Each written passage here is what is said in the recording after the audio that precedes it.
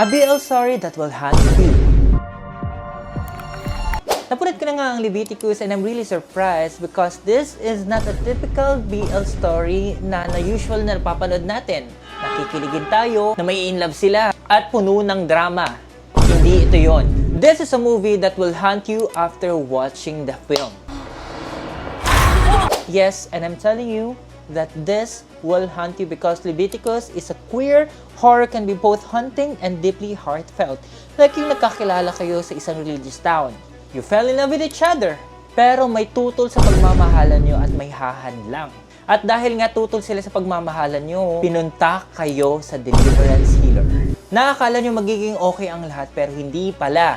At doon tatakbo ang story. Like very psychological horror film na mapapanood nyo.